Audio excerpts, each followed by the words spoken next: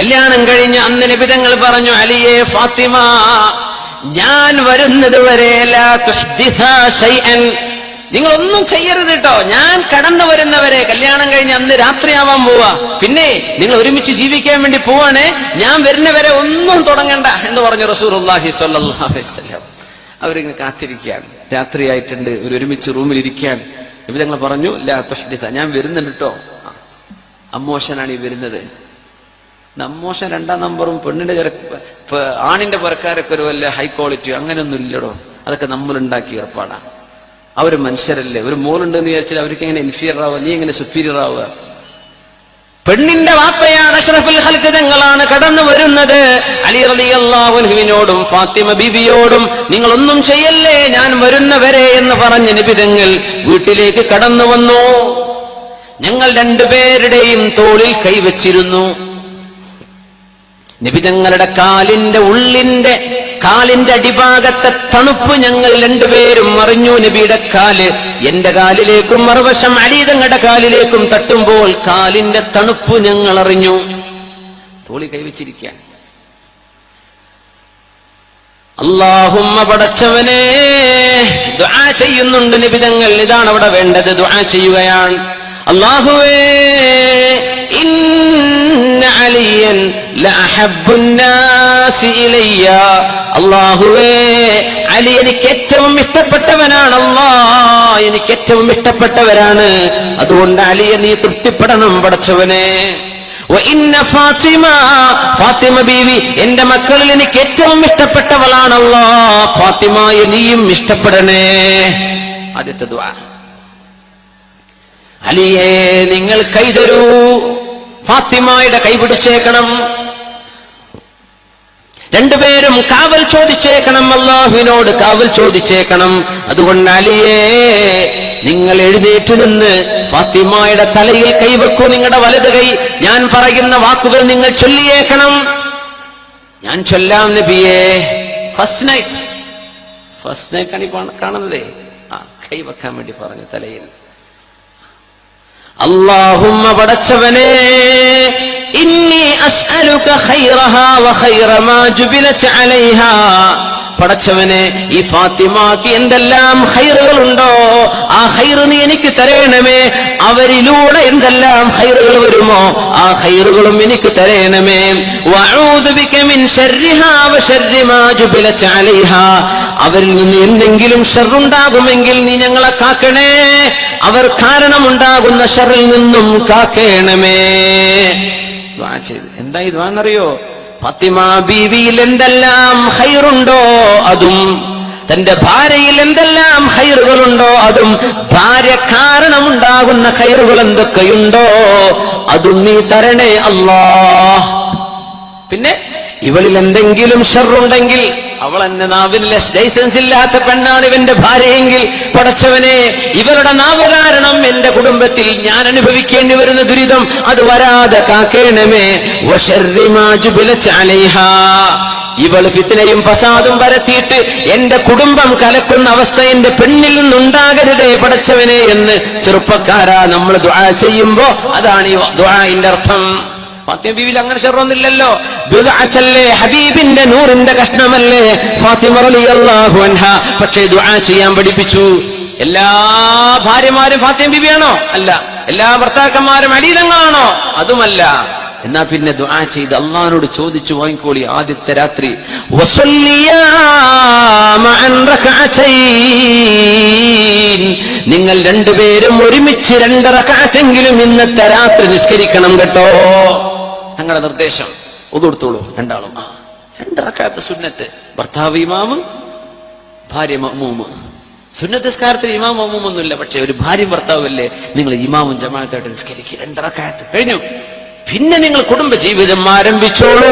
നിങ്ങൾ കുടുംബത്തിലേക്ക് കടക്കുന്നത് ഒരു ഭാര്യയെ തന്റെ മണിയറയിലേക്ക് സ്വീകരിച്ചിരുത്തിയാൽ ആദ്യം ചെയ്യേണ്ടത് കള്ളുകുപ്പി പൊട്ടിക്കലാണോ സഹോദര? അവൾക്ക് മോശപ്പെട്ട ഫിലിം കാണിച്ചു കൊടുക്കലാണോ ചെറുപ്പക്കാരാ? അവരുടെ കയ്യിൽ തല വെച്ച് ദുആ ചെയ്യാനല്ലേ അല്ലാഹുവിന്റെ റസൂൽ പറഞ്ഞത്.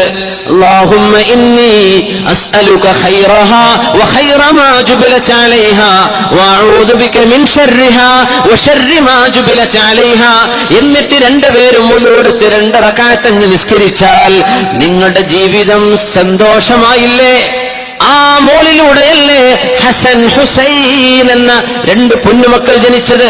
ആ മക്കളിലൂടെയല്ലേ ഇന്ന് ലോകത്തുള്ള സർവ്വ തങ്ങന്മാരും സയ്യിദന്മാരും കടന്നു വരുന്നത്? ഈ ഫാത്തിമ ബീവിയുടെ ചോരയിലൂടെയല്ലേ? ഫാത്തിമ ബീവിയിലൂടെ ഉണ്ടാകാൻ പോകുന്ന ഖൈറും അവരിൽ ഉള്ള ഖൈറും എനിക്ക് തരയണമേ എന്ന് ദുആ ചെയ്ത ആദ്യത്തെ ദുആഇന്റെ ഫലമാണ് ഇന്ന് ലോകത്തുള്ള തങ്ങന്മാർ സയ്യിദന്മാർ ഹസൻ ഹുസൈൻ റളിയല്ലാഹു അൻഹുമയുടെ പരമ്പരയിലൂടെ വരുന്നവരല്ലയോ റസൂലിന്റെ മക്കൾ, നബി തങ്ങളുടെ പേരക്കുട്ടികൾ. ആൺമക്കളിലൂടെ വന്നാലേ സാധാരണഗതി പരമ്പര നിലനിൽക്കുള്ളൂ. അള്ളാഹിന്റെ റസൂലിന്റെ വിഷയത്തിൽ ഇത് ബാധകമല്ല. നബിയുടെ പെൺകുട്ടിയാണെങ്കിലും ആൺകുട്ടിയാണെങ്കിലും തങ്ങളുടെ ചോരയാണ് സല്ലല്ലാഹു അലൈഹി വസല്ലം. അല്ലെങ്കിൽ പെൺകുട്ടിയല്ലേ നബിന്റെ മോള്, നബിന്റെ മകന്റെ പരമ്പരയല്ലോ, ചോദ്യം വരൂല. ലോകത്താരും ഇത് ചോദിച്ചിട്ടില്ല. അതാണ് അത്ഭുതം. എന്തെന്നറിയോ? തങ്ങൾക്കിത് ബാധകമല്ല. തങ്ങളുടെ മോൾ തങ്ങളുടെ മോനെ പോലെ തന്നെ ആയിക്കോട്ടെ, തങ്ങളുടെ ചോരയല്ലേ സല്ലല്ലാഹു അലൈഹി വസല്ലം. രണ്ടുപേരും ഒരുമിച്ച് നിസ്കരിക്കണം, ഒരുമിച്ച് നിസ്കരിക്കണം. 5 കാര്യങ്ങളാണ് പറയുന്നത്. മനസ്സുകൾക്കിടയിൽ സ്നേഹം ഉണ്ടാകണമെങ്കിൽ ഒരുമിച്ചുള്ള നിസ്കാരം വേണം. എപ്പോഴെങ്കിലും നിസ്കരിച്ചിട്ടുണ്ടോ ഒരുമിച്ച്? ഭാര്യ ഭർത്താവും ഒരുമിച്ച് നിസ്കാരം ഉണ്ടായിട്ടുണ്ടോ? അങ്ങനെ ഉണ്ടെങ്കിൽ അല്ലാഹു തആല അവരുടെ മനസ്സിൽ സ്നേഹം നൽകിയേനെ. അല്ലാഹു തആല മനസ്സുകൾക്കിടയിൽ സ്നേഹം ഉണ്ടാക്കി എന്നാ പറഞ്ഞത്. ആ സ്നേഹം എങ്ങാനും നഷ്ടപ്പെട്ടിട്ടുണ്ടെന്ന് തോന്നുകയാണെങ്കിൽ പരിഹരിക്കാനുള്ള ഒന്നാമത്തെ ചികിത്സ എന്താ? രണ്ടുപേരും ഒരുമിച്ചെങ്കിലും സുന്നത്ത് നിസ്കരിക്കണം. രാത്രിയിൽ നിരന്തരം ഒരു ദിവസം ഒരു തവണയെങ്കിലും ഇശാ കഴിഞ്ഞിട്ട് വീട്ടിലേക്ക് എത്തുക. ഉറങ്ങാൻ പോവാണ്. ഉറങ്ങാൻ പോകുമ്പോൾ എന്തായാലും ഒതുടുക്കൽ സുന്നത്താണ്. ഉറങ്ങാൻ പോകുമ്പോൾ ഒതുടുക്കൽ സുന്നത്താണ്. ഉറങ്ങിയ ഒതുമുറി കുഴപ്പമില്ല, ഭാര്യ തൊട്ട ഒതുമുറി ആയിക്കോട്ടെ. ഉറങ്ങാൻ പോകുമ്പോൾ നിനക്ക് ഒതുവാണ്, അത്രേ ഉള്ളൂ. ബെഡ്റൂമിലേക്ക് വരികയാണെങ്കിൽ എന്ത് ചെയ്യണം? ഊതെടുത്തിട്ട് വരണം. ബെഡ്റൂമിലേക്ക് വരുന്നതിന് മുമ്പ് തന്നെ ഒതു മുറിക്കണ്ട. ബെഡ്റൂം വരെ ഒതുണ്ടായാൽ മതി. പിന്നെ ഒതു മുറിഞ്ഞോട്ടെ, എന്തൊരു കുഴപ്പമൊന്നുമില്ല. അങ്ങോട്ട് വരുമ്പോ ഒതു വേണം. എന്നാ പിന്നെ 2 റക്അത്ത് നിസ്കരിച്ചോട്ടെ. അൽഹംദുലില്ലാഹ്. ചില ആൾക്കാർ അങ്ങനെ പറയും, എന്റെ ഇപ്പൊ ഹദീസ് ഇങ്ങനെ ഒതുടുക്കാൻ വേണ്ടി പറഞ്ഞു, ഒരു തൊട്ട ഒതു മുറിയും ചെയ്യും, കിടന്നുറങ്ങിയാലും ഒതു മുറിയില്ലേ? അതിന് കുഴപ്പമില്ല, നിങ്ങൾ വരുമ്പോ ഒതു വേണം. സുബ്ഹാനല്ലാഹ്. ഇന്നൊക്കെ എത്ര സൗകര്യമാണ്. ബാത്റൂം അറ്റാച്ച്ഡ് ബെഡ്റൂമുകളല്ലേ, എന്നാലും നമ്മൾ ഒതുടുക്കൂലാന്ന്. പിന്നെ ഇനി എങ്ങനെയാ ഒതുടുക്കുക? കൈമക്കാരെ ഒഴിച്ചേണ്ടി വരും പിന്നെ അല്ലേ? സ്വന്തം മുമ്പൊക്കെ അത് കിണറ്റിന്റെ അടുത്ത് വന്നിട്ട് മുക്കി കോരി എടുത്തുണ്ടാക്കേണ്ടി വരും അല്ലെ? നമ്മളൊരു 10-25 കൊല്ലം അങ്ങോട്ടൊക്കെ ആലോചിച്ചാലേ. ഈ മോട്ടോർ പൈപ്പൊക്കെ ഒന്നുണ്ടോ? നമ്മൾ വളവയിലുണ്ടോ എന്ന് എനിക്കറിയില്ല, എന്റെ നാട്ടിലൊന്നും ഇല്ല. കൊട്ടക്കൂരിയും കയറൊക്കെ വെച്ചിട്ട് മുക്കിയിട്ട് എടുക്കേണ്ട ഒരു അവസ്ഥ ഒരു 25 കൊല്ലം മുമ്പൊക്കെ അങ്ങനെയല്ലേ? കിണറ്റിനടുത്തേക്ക് പോണ്ടേ, ടോയ്ലറ്റൊക്കെ പുറത്താണ്. അങ്ങനെയൊന്നും ഇല്ലല്ലോ. എന്ത് റാഹത്താണ്. ഒന്ന് ഒതുടുത്തിട്ട് കയറാൻ വല്ല പ്രയാസമുണ്ടോ? നമ്മുടെ സ്വന്തം റൂമിൽ സൗകര്യമില്ലേ? അല്ലാഹ് ചോദിച്ചാൽ നിങ്ങൾ എന്താ പറയാ? എന്റെ റസൂൽ നിങ്ങളോട് പറഞ്ഞിട്ടില്ലേ നിങ്ങളൊന്ന് ഒതുടുത്തിട്ട് വരണട്ടോ ബെഡ്റൂമിൽ ഉറങ്ങാൻ വരുമ്പോഴും? നിങ്ങൾ എന്തെടുക്കാൻ? അല്ലാഹ് വെള്ളമല്ലായിരുന്നു? എന്ത് വെള്ളമല്ലായിരുന്നു? സ്വന്തം റൂമിൽ തന്നെ വെള്ളമല്ലേ?